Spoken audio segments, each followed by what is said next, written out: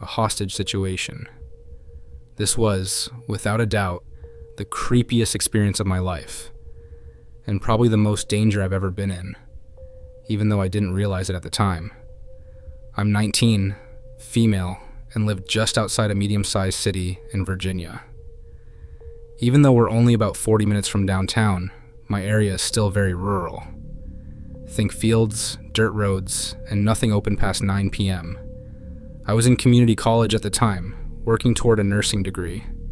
Like a lot of girls who hadn't found someone through school or mutual friends, I turned to dating apps. Tinder, specifically. I was hesitant at first. I wasn't into the party scene, and no one in my social circle really interested me. But my first month on Tinder was brutal.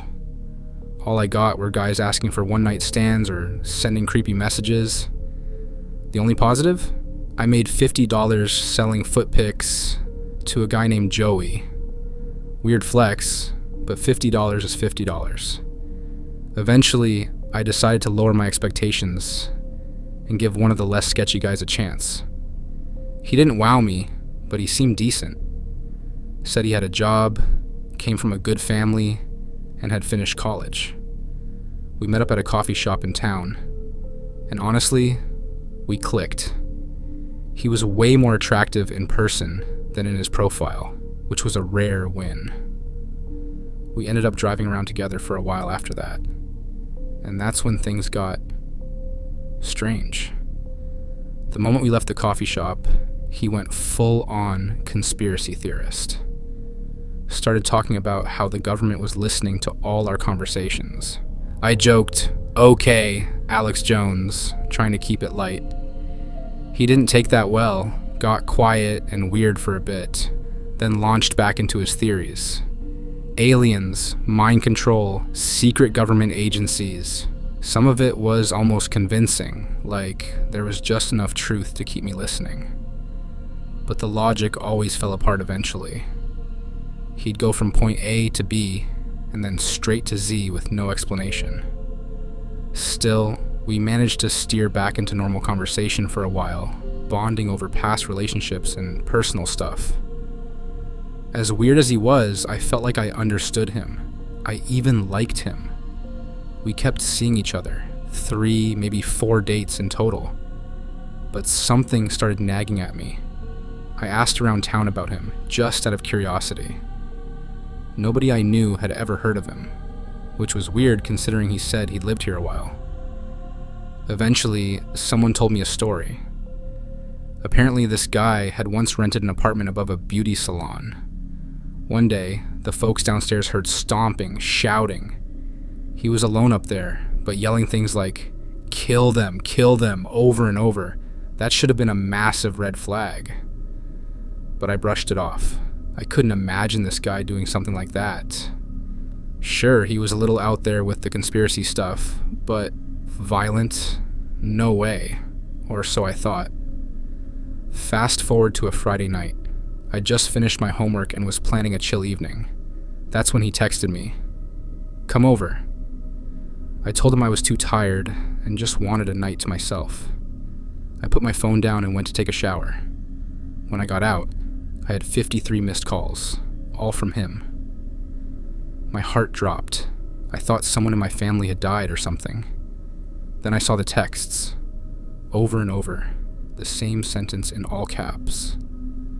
"I need your help, right now." I called him, obviously freaked out. When he answered, he sounded panicked, like he was genuinely terrified. He said someone had broken into his house. Said he heard a door get kicked in. But when he checked, no one was there. He was convinced someone was hiding inside, waiting to attack. I tried reasoning with him. Told him that if he didn't see anyone, maybe there wasn't anyone. But he wasn't hearing it. He was paranoid and kept begging me to come help him. I didn't have a weapon, and even if I did, what was I gonna do? I was just some girl. I told him I couldn't come and eventually blocked him on everything. That should have been the end of it.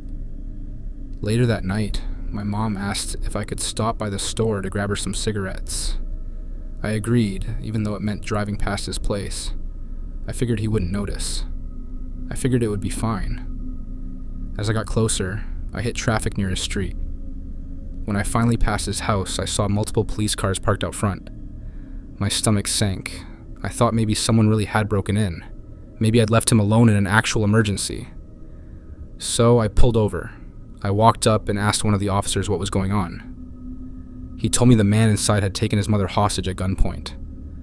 He wasn't the victim. He was the attacker. I was in shock. I turned around, ran to my car, and drove home as fast as I could. I couldn't stop shaking. I kept thinking about what might have happened if I had gone to his house that night, if I had knocked on that door. Thankfully, his mom survived. No one was seriously hurt, and the police got him into custody after a tense 3-day standoff. He's now in federal prison. The rabbit in our clan. Back when I was deep into DayZ, I ran with a small crew, just a few guys from the US. We played almost every night, built up a pretty serious stash, and held down a base we were proud of. If you've played DayZ, you know that survival is only half the game. The real thrill comes from random encounters with strangers. Most of the time, they'll try to shoot you in the face while insulting your mom. But once in a while, you meet someone who comes in peace. That's how we met Rabbit. He literally crawled up to our base one night while we were messing around. He could have wiped us out. Grenade, spray, and pray, whatever. We'd been stockpiling supplies for months, and one ambush could have nuked it all. But instead of going full bandit, we see a line of barely visible text chat pop up. Friendly. That tiny word diffused all our panic. We cautiously replied, and after a few tense exchanges, we realized he meant it. Rabbit was from Russia. He told us he learned English watching Western dubbed anime. His name? A joke. Said he had big ears and hated sharing personal info. So Rabbit it was. That weird combo of mystery and self-deprecating humor made him instantly likable. We invited him to run with us, and soon he was part of the crew. At first he was quiet, didn't use a mic, but after a couple weeks, he warmed up and asked for an invite to our Discord. It was just 5 of us, and once he joined, the same pattern repeated. Shy, quiet, slowly opening up. Eventually, he told us what he did for a living. I work with computers. That could mean anything. We figured he was just in IT, but one of our guys knew a bit about coding, and after a few techie conversations, he pulled me aside, digitally, of course, and said, "Dude, Rabbit's not normal. He's insanely good." Turns out, Rabbit wasn't some help desk guy resetting passwords. He was a full-on, high-level coder. We asked what he made yearly, and when he said $730,000, I nearly fell out of my chair. I figured he must have meant rubles. But no, he clarified. USD. None of us believed him at first. We thought it was next-level trolling. But Rabbit never bragged, never flexed. In fact, we had to drag the info out of him over months. That's what made it believable. Eventually, he admitted it. He was a hacker. Now, normally anyone who says that online is full of it. But Rabbit wasn't some edgy 14-year-old claiming to be elite. He was serious and private.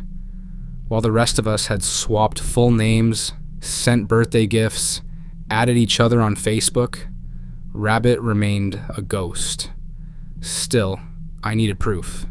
Not to be malicious, just curious. So I said, half joking, hack me. Not to steal anything.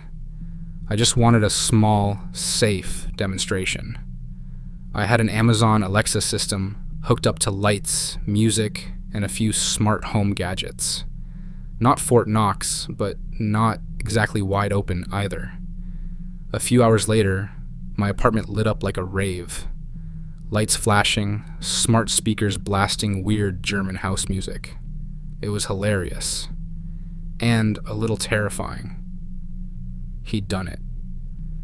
Rabbit clarified that he didn't hack banks, or do massive movie-style cyber heists. What he did was subtler and smarter. He and his team wrote code that skimmed fractions of pennies off financial transactions. Nothing huge. Just tiny, unnoticed amounts pulled from thousands of transactions per day across different countries. Half a cent here, quarter cent there. You run that kind of volume long enough, and it adds up. Big time. He didn't like the word hacker either. Said he was just a nerd who hated going outside and needed a way to make money without leaving his computer. We thought it was cool. Having a mysterious Russian hacker on our team made DayZ feel like a cyberpunk survival sim. And then one night, he was gone. Rabbit's last message to us was short. No fanfare. No long goodbye. I think I hacked the wrong person. I might not be around for a while. Then his green online dot turned gray. That was it. No more logins. No more voice. No more Rabbit. We hoped he was okay, but he wasn't the type to bluff or be dramatic. If Rabbit said he was in trouble, I believe he was. Russia's got powerful people with deep connections. If he crossed someone he wasn't supposed to, I genuinely worry he might have vanished. For real. I think about him from time to time. So do the others. But we never knew his real name. No location. No way to check on him. Just a guy with big ears, anime-learned English, and a quiet sense of humor who could turn your lights on from across the world. And maybe that's the most DayZ way to go out.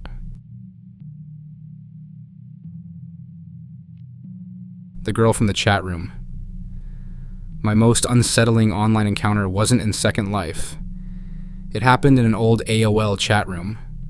I was 16, and one night I noticed someone spamming Bible verses and evangelical rants. A lot of it sounded familiar. My grandma took me to church enough for that. But some of it was off, like apocalyptic cult weird. The mods kept banning her, but she'd just come back with a new username. I got curious. Instead of ignoring her, I started chatting with her directly. She said her name was Mary, claimed she was 16 too, liked boy bands and Whataburger. But most of our conversation was about religion, and it quickly got disturbing.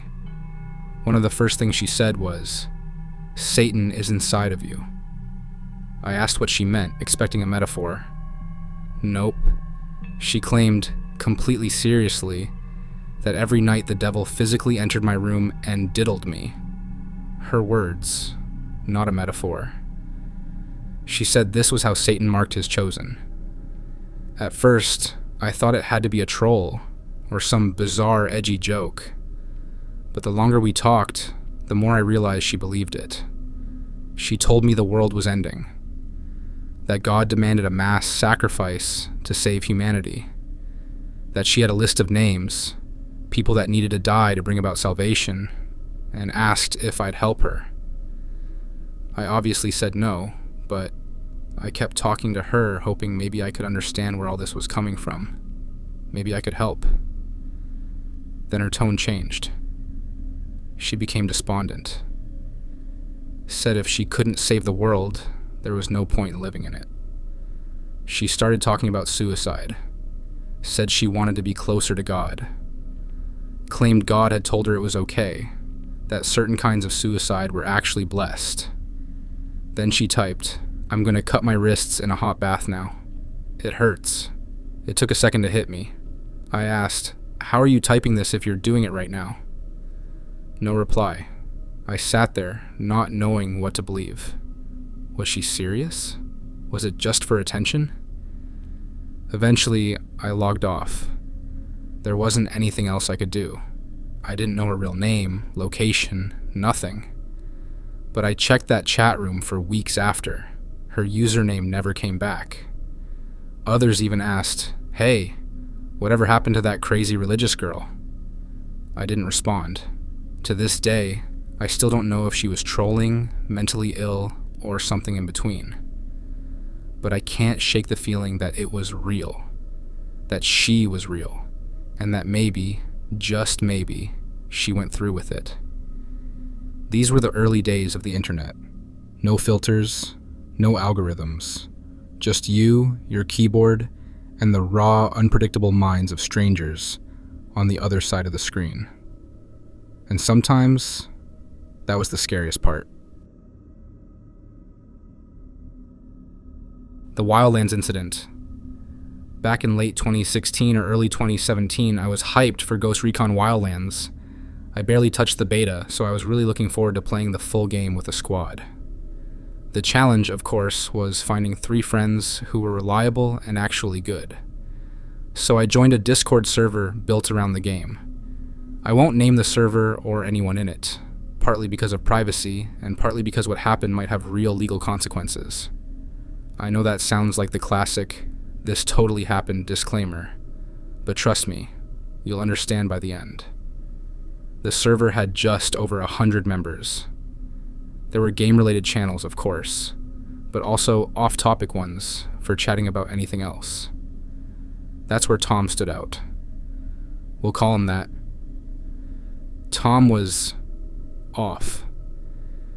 His first post I saw was a sweaty selfie. Blue eyes, strawberry blonde, clamped jaw, bulging veins. He claimed he'd just run 2 marathons, then launched into stories about how he almost passed Navy SEAL training but got held back for making instructors look bad. Total nonsense. People called him out constantly, but he kept going like he had something to prove. One guy in particular, Clancy, again, fake name, made it his mission to roast Tom at every turn. He became sort of a folk hero, dropping memes, calling out Tom's lies with sharp comebacks. Most of the server loved him for it. The admins, only 2 of them, refused to step in, saying it was all just banter. But the banter turned sour. More people joined in mocking Tom, and instead of leaving, Tom doubled down, feeding them more ammo with bizarre selfies and stories. Then things turned darker. One day, Tom and Clancy were arguing in a text channel. It got bad enough that an admin finally stepped in and told them to take it to DMs. No one really knows what happened in those private messages. No screenshots, no confessions. But what we do know is that Tom made threats, saying he'd find Clancy and settle things in person. After that, Tom disappeared for a bit. At first, people thought the feud was over, but then Tom returned, posting cryptic messages about having a genius-level plan, and that Clancy would be sorry. Clancy clapped back, and again the admins warned them to stop. Everyone assumed it was more empty talk. Then Clancy vanished. People started asking where he went. A real-life friend of his in the server told us that Clancy was offline because his sister had been attacked, brutally, and was in the hospital in critical condition. Suddenly the mood shifted. It wasn't funny anymore. People started wondering if Tom had actually followed through on his threats. Then came the video. Tom posted it in several channels. No caption, no context, just a file. The replies were instant. WTF? Why would you post this? Curiosity got the better of me. I hit play. The video started simple. Shaky walking, a camera pointed down. Then Tom's voice. He approached a girl, said he thought he knew her brother. They talked briefly. She mentioned her brother barely leaves his room. Normal, casual banter.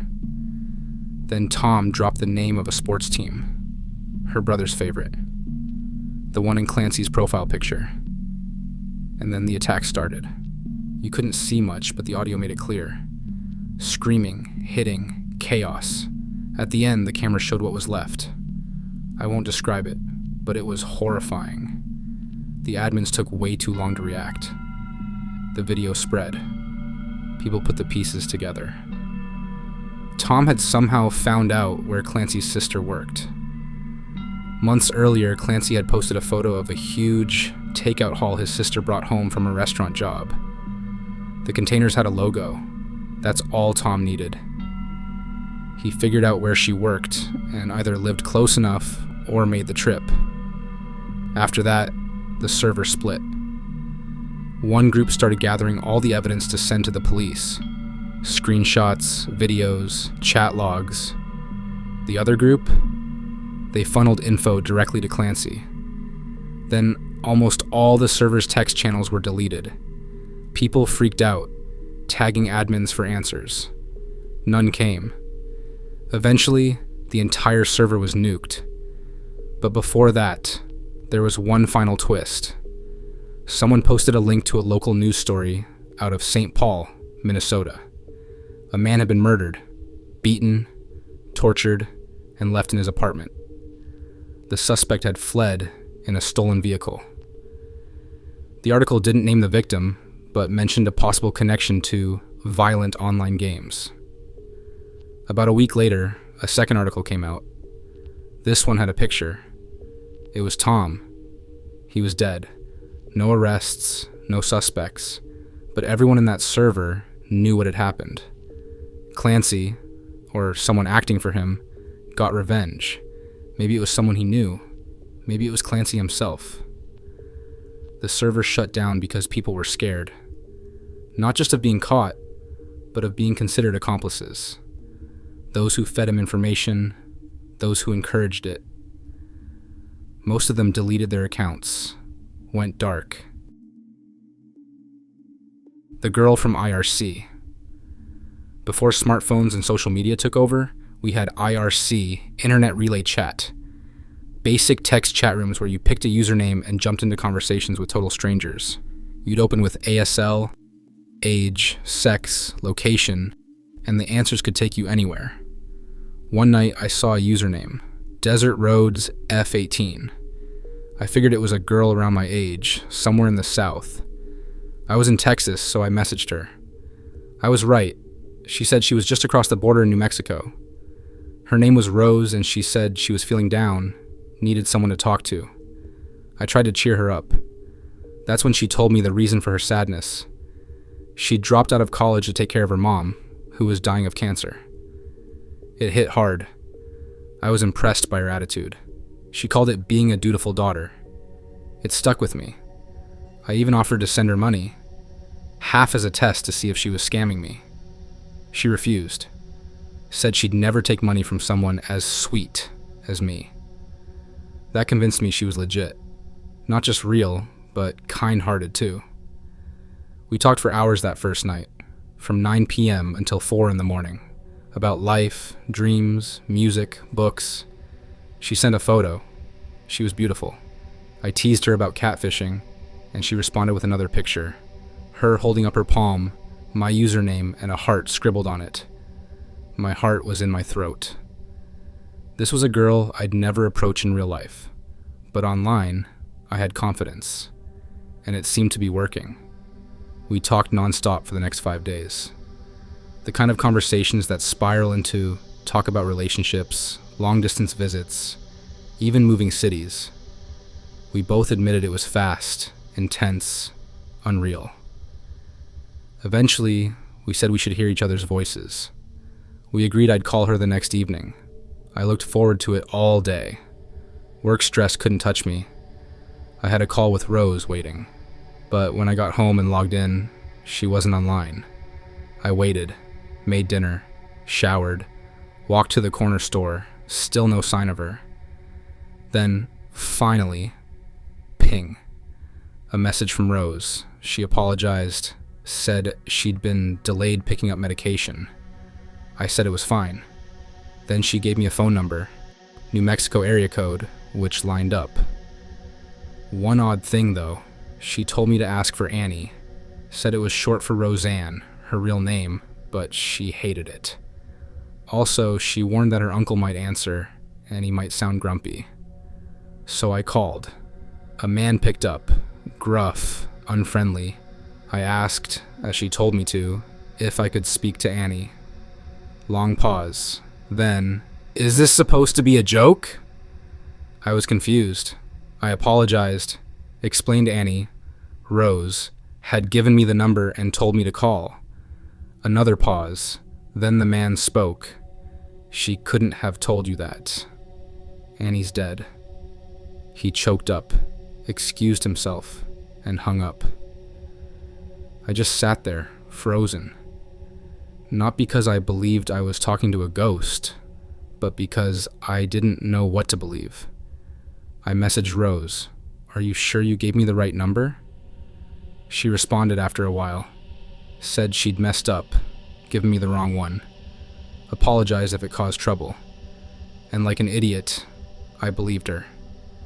She gave me another number, again, a New Mexico area code. I called. The longer it rang, the more I panicked. Then it went to voicemail. It was the University of New Mexico's Adult Psychiatric Center. Now things were starting to make a little sense. Kind of. I asked her directly, "Do you live there?" She replied, "LOL." I took that as her trying to break it to me gently. So I told her, in this long, emotional message, that it didn't matter, that I liked her, that I could look past whatever was going on. Then her reply came in. It was brutal. All caps, no mercy. There was no Rose, no Annie, no girl in New Mexico, just someone messing with me for fun. "Idiots like you will believe anything," they wrote. "This is why we do it, because it's fun." It hit me hard. Not just the rejection, but the realization that someone had gone to such elaborate lengths just to humiliate a stranger for kicks. They didn't want money. They didn't gain anything from it. Just enjoyed the feeling of stringing someone along and pulling the rug out at the end. That kind of cruelty, it still shakes me. It made me realize that there are people out there who feed on hope, just so they can crush it. And what's worse, they're not even after anything. They just want to hurt you. That's the kind of evil I wasn't ready for. And I don't think I ever will be.